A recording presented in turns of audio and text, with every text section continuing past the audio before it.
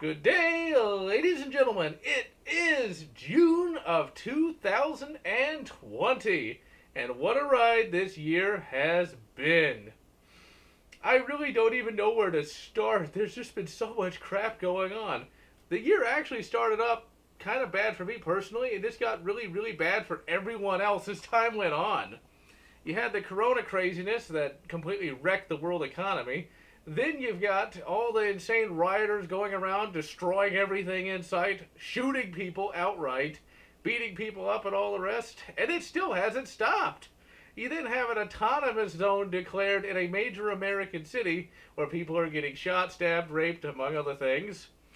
And only just now are they finally deciding to shut it down because evidently it wasn't quite the block party they said it was.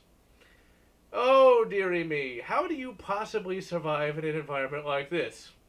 Easy. You take it one day at a time and try not to get too stressed out.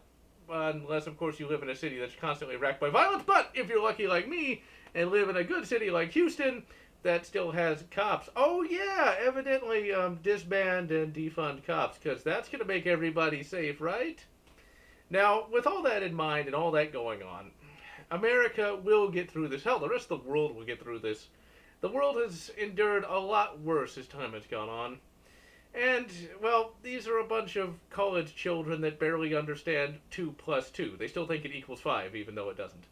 With that in mind, ladies and gentlemen, it is harrowing to see night after night more violence here, more violence there. But keep in mind, it can only last for so long. And America is practicing a lot of forbearance. Instead of going out and busting heads, they're holding back so as not to make it any worse, as we do not want this to flare into a massive conflagration that could potentially end civilization as we know it. Yes, that can happen. In fact, massive conflagrations have started over less than what's going on now. With that in mind, everyone has the right to defend themselves, their families, and their property that they worked hard to obtain. Now, the gun owners amongst my audience probably already have firearms because they already knew that something like this could happen anyway. For those of you who don't own firearms, I highly recommend acquiring one and practicing with it as much as you can because if they're talking about disband and defunding the police, nobody might come. I know there's the old adage of, you don't need a gun, the cops are there. Well, sometimes they're not. And that doesn't even get into the fact that the cops are not constitutionally mandated to protect you, but only enforce the laws. That's a little detail that seems to get forgotten for whatever reason. So yes, you do need to pick up a firearm, especially today, because there's been many instances in major American cities where the police have been told to stand down. There's actual 911 recorded evidence of this happening. There's been 911 recorded calls of the cops saying, "What would you have us do?" And when that happens, guess what? The only person you can rely on is you. So that's happening. I don't know how much longer this is going to happen, but already Chaz is being shut down.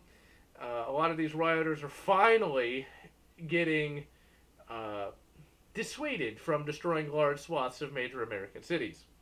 Now, all this was started due to an incident of police violence that was completely and totally played up by the media. What's interesting is I'd already known that this particular bit of police brutality had actually taken place weeks before all the riots had started. It was something I saw on Facebook posted by a Facebook friend, and I thought, well, there goes another one. Because police brutality is sadly not common, but it does happen. It doesn't just happen in the United States either. One incident of police brutality that really enraged me was in Canada, the supposedly more polite neighbor to the north. There was this teenage girl wearing a stormtrooper costume. The cops didn't like that, and they started shouting at her. Somebody even showed up with an AR-10, big man there. Literally, this kid is just crying her eyes out in this costume. They shove her to the ground, and there's actual evidence of this because there's a video. There's also evidence that the costume got shattered, and all she was doing was marching around as a stormtrooper. That, to me, is pretty reprehensible. Nobody cared about that because the media didn't see dollar signs in that. And that's the problem with all of this. You want to know why there's constant riots? You want to know why there's mass shootings? The media. They see dollar signs and they whip everyone up into a fervor. And that's what you get. And now coronavirus is back yet again. And this also goes to show you more media malfeasance. It's like, well, I wonder why it's happening. Could it be because we reopened too soon? Or could it be the hundreds of thousands of people gathering without face masks and social distancing? I wonder why. Really, it's easy to blame the media for all this, but ultimately, there are people out there that just want to cause crimes. In fact, we have recorded evidence of this happening as well. Of these rioters going out, destroying property, shooting people, burning people, or trying to burn people alive. There's two incidents of that. One in Minneapolis, which actually just voted to disband its police force. As you can expect, the murder rate is up considerably. Antifa attempted to burn down a building with people inside of it. They then blocked the fire department from coming. Thankfully, the fire department were able to force their way through and save the people. And then in Portland, big shock here, Antifa tried to force some people into a building, lock them in it, and then set the building on fire. Wonderful. Because that's totally going to honor the memory of police brutality victims. Now, when it comes to police brutality, it is something that the media is very selective about it. If it fits their narrative, they will play it up as they have. If it doesn't, they will bury it. There's been a number of people just this year killed due to red flag laws. There's been a number of people killed due to no-knock raids. No-knock raids are actually illegal in Houston, which is very good, because a number of people were killed due to a no-knock raid. No-knock raids, I think, need to be banned all across the country. They really do, because they are the worst aspect of modern policing. Chokeholds, yes, they're terrible. But no-knock raids, where the police just kick in the door and start shooting, yeah, not very safe for anyone. With all that in mind, ladies and gentlemen, we need to just calm down. We need to defend what we need to defend, but we need to do no more than that. We do not want to set off a boogaloo. Why? Because no one benefits from that. We're not in a boogaloo right now. We're in dire straits, but no boogaloo. I can still order a 16-ounce bottle of jojoba oil and get it within a day. So we're doing pretty good in terms of that. The fact is, though, the insanity is just going worse and worse and worse. Now, statue toppling is wrong no matter what, just because it has some very, very negative connotations that one group is saying, your history is offensive, we're going to destroy it. History should always be remembered and should always be preserved. We, today, in 2020, are no better than anyone who lived back in 1920. The people who lived back in 1920 were living their lives as they knew best. We act very, shall we say, arrogant to people of the past. How stupid could they be? Well, they were as smart as they could possibly be. They were better than people in 1820 in terms of knowledge, but they were still people. They didn't know anything about the future. And you know what? In 2120, they're going to look upon us like we look upon people in 1920. We're going to be seen as stupid and backward and all the rest. We need to take a step back from our arrogance and realize just how fallible we as human beings are. No one is on the right side of history. There is no right side of history. This is something that's been proven time and time again. There is only history. History will judge us how it judges us in 2120. No matter how much you say you're on the right side, guess what? In 2120, they're going to look upon you as a backwards bumpkin. More so than about the statue toppling. You know, people talk about the slippery slope fallacy, but, well, it started with politically expedient statues and moved on to major presidents, and now, religious iconography. A Jewish statue was toppled because I assume it was politically inexpedient to display, and now there's talks of removing statues commemorating the religious icon Jesus because he is now offensive as well. Where does it stop? Indeed, ladies and gentlemen. It's the same way with anti-firearms rhetoric and things of that nature. Where does it stop?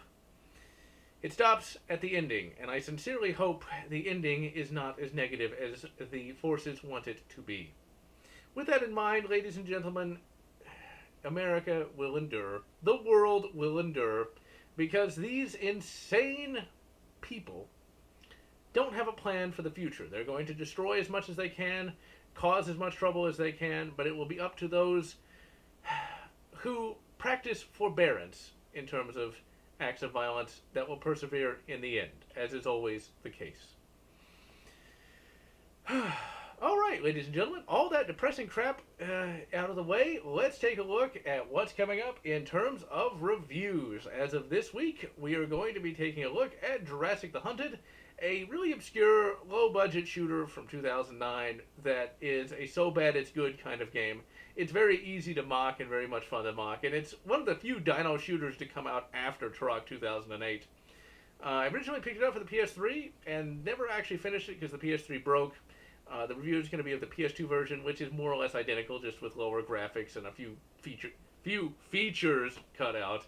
Overall, it's a perfectly adequate game that I've wanted to talk about for years, just because of how it's a dino shooter. There's not many of those, and you get to use an 1861 rifle musket to shoot dinosaurs, which I think is really cool. After that, we of course have Doom Eternal coming in July, ladies and gentlemen. I've already got all the gameplay footage, and it clocks in at 10 hours of gameplay footage that I have to sort through. The review itself should be anywhere from 20 to 25 minutes. It might go a little bit longer than that, might go a little bit shorter than that. But I basically want to talk about every aspect of the game. I really want to take a deep dive into the story, which means I have to read all the lore again, because I don't remember all of it. Because there's a lot of lore to Doom Eternal that you don't really see in the game proper. That's actually pretty well written for what it is. I'm also going to talk about Doomslayer himself. I think he gets kind of a short shrift in terms of his characterization. People like to say that he's some sort of dark hero, but he's really not. He's good old-fashioned hero classic. He is basically a second Space Captain America. Second to Master. Well, since Doomslayer came first, he's a Space Captain America along the same lines as Master Chief.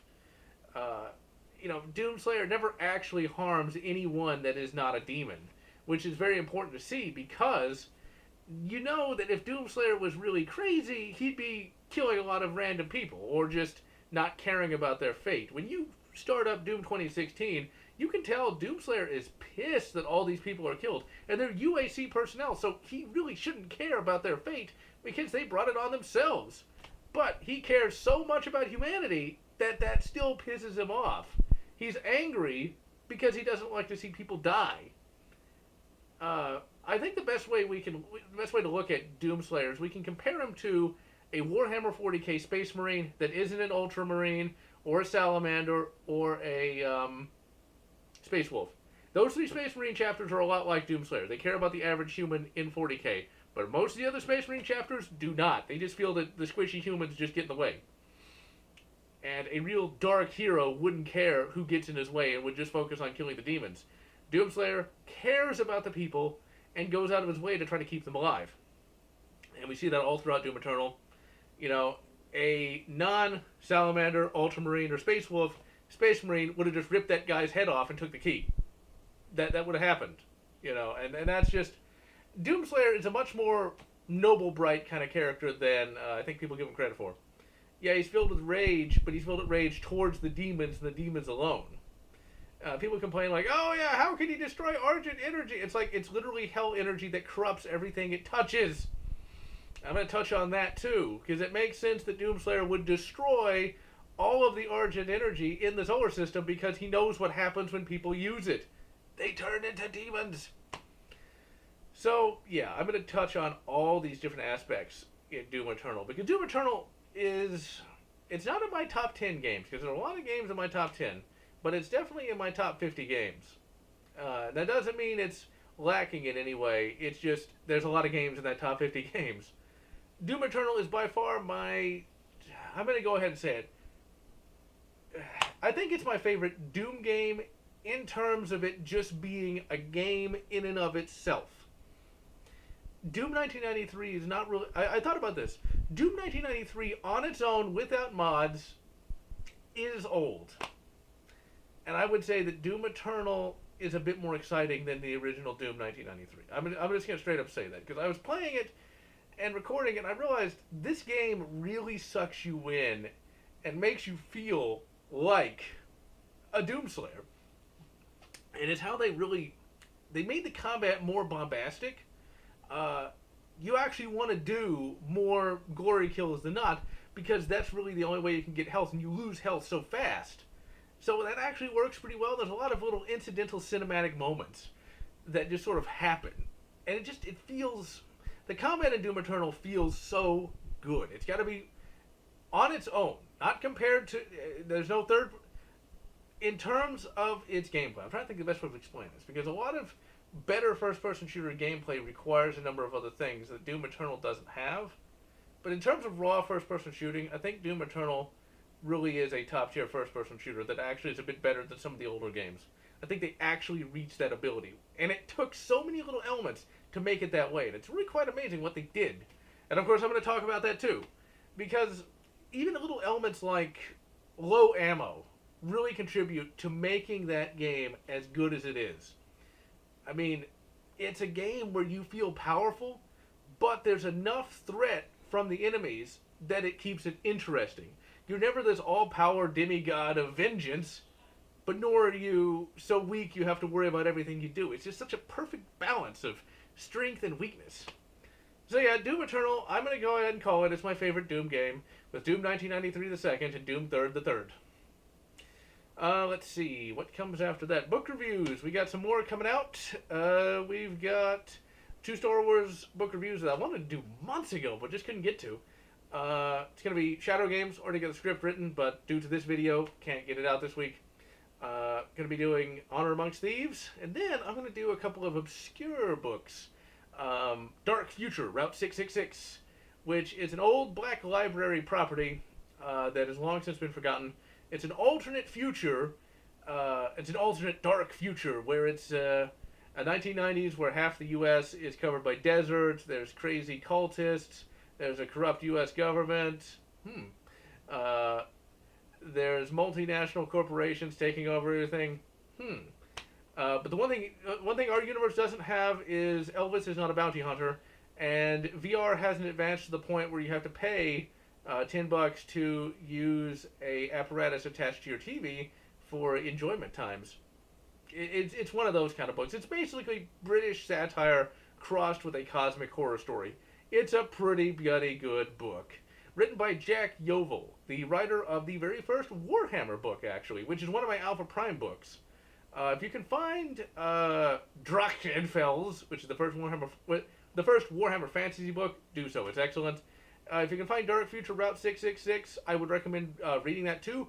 But keep in mind, it is primarily British satire, so there's some humor in it that might be seen as a bit old-fashioned. Like American Express, the credit card, is called American Excess. There's a few other little things like that, like gangs actually control whole cities, which doesn't... Oh, wait! Never mind. So, yeah. It's a pretty damn good book, though.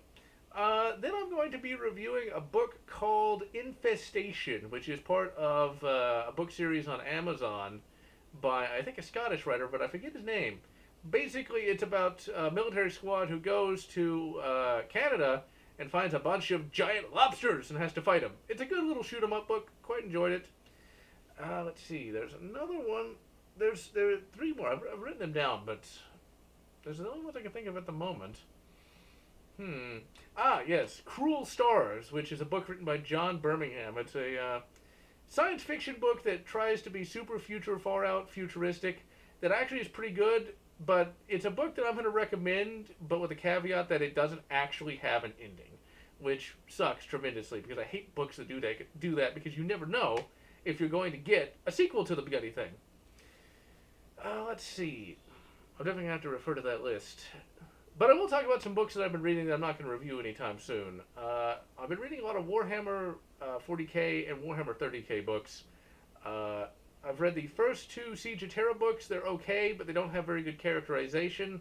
It's mainly just sweeping battles, which is what you would expect, but I would have liked a little bit more character and a little less sweeping battles. I also finally read Dark Imperium Plague War, which is the second book in the Dark Imperium duology. It's not very good at all. If the Siege of Terra books were sweeping battles, Dark Imperium Plague War is nothing but sweeping battles. It's just one big battle after the other. It just gets really boring until the end. The end gets pretty good. But just most of the book is like, and they spend page upon page going on and on about descriptions. It's like, I do not need to know how, a demon takes over someone's body. Just say he took over his body and get on with the character stuff. Don't talk about how he broke his spine and then ripped his guts out. And it's like, okay, by about page 5 of explaining how one guy gets killed and turned into a demon, it's like, enough already. We got it. I'm not even that squeamish of a reader. It's just like, hurry up. You're wasting my goddamn time. Let's see what else we got, ladies and gentlemen. August, I'm going to be reviewing 13, which is a first-person shooter that actually got fairly popular, apparently, back in the early 2000s. I never heard much about it after playing it. I played it on the Xbox and absolutely loved it, but never beat it because it's a very, very difficult game. It's one of those games where you've got to have save states because you die fast in that game. It's based on a Belgian comic, apparently. That I never heard of, that I can guarantee you back in the early 2000s, no one had ever heard of that bloody thing. The plot is hard to explain. Basically, you've got amnesia and government conspiracy. Well, I guess I just explained it. It wasn't that hard, I guess. Gameplay is absolutely excellent. It was most notable for the fact that it used cell shading. So while it definitely looks aged by today's standards, it doesn't look that bad. Not only that, but it's pretty unique in how it uses comic panels, and the comic panels are actually pretty cool. There's actually, surprisingly enough, it's like I planned it that way, a remake coming out this year, which I definitely intend to check out. I even picked up the PC version, which is on GOG and Steam. I didn't even know that. I'm going to be doing the PlayStation 2 version with the PS2 SX, or the PS2 emulator. I tried to get the PC version working. It doesn't like my mouse, so I'm not going to be able to do that, but whatever. I'll get it working eventually, or just play the remake. Ultimately, 13, excellent game. Highly recommend it. In terms of live streams, that is actually going to be the game on a live stream for the next couple of weeks. I'm going to put Doom Eternal, the live stream, on hold. Need to stop smoking. I don't actually smoke. But yeah, with that in mind, I'm going to be postponing the Doom Eternal live stream until Raynick can finish up his crap on his end. He's having to deal with the aftermath of the coronavirus, the riots, and all the rest. So he just does not have the time to co-host. So it's just going to be, I don't know, maybe a month or so of 13. If he's still busy, I'm going to move on to another PS2 game called Dark Watch, which was published by Capcom and developed by a famous developer whose name I cannot remember at the moment. Dark Watch is it's a first-person shooter where you are a undead cowboy and you have to fight a vampire. It's actually a pretty damn good game, but it doesn't really hold a candle to something like 13. It's much more of a corridor shooter, and it has that 2-weapon rule, which is really annoying. And it's one of those games where the best weapon in the game is the starting pistol, because it's the one you have the most ammo for, and it's good on just about anything you have to fight. Still, though, it's one of those unsung gems, and I'm quite enjoying it. Another game that I'm playing that I'm not sure if I'm going to review it anytime soon is a game called, oh god, I forgot. Kill Switch. There we go. Kill.Switch, I think is what it's called. It's a third-person shooter for the PlayStation 2, and it made innovative use of the cover-based system. Cover-based action system? I forget exactly. It basically sold cover-based shooting. Not corridor shooting, but cover-based shooting. It's really damn good. The combat is absolutely excellent. The voice acting is it's something. It's a Namco game, so you can't expect too much from the English voice acting. But the combat is really, really good. You don't have the 2-weapon rule. You don't really have regenerating health. As you take hits, your health bar gets smaller and smaller, and it will regenerate a little bit, but you have to find med packs. Quite enjoying that game, actually. Let's see. Anything else, ladies and gentlemen? Well, I think that's it for now. There's just so much crap between each monthly vlog. I don't know. Half the time I forget half of what I wanted to say in the early part of the month. But whatever, ladies and gentlemen. I am GeneralLotz saying, stay safe. And take a look at Kill Switch and Dark Watch. And always remember... Actually, no, I completely messed up that outro. Bleh. It's always GeneralLotz wishing you good Kill Switch and good Dark Watch. Whatever makes you happy. If you enjoyed this video, please consider subscribing, and if you can, please consider supporting me on Patreon so that I can continue bringing you this awesome content.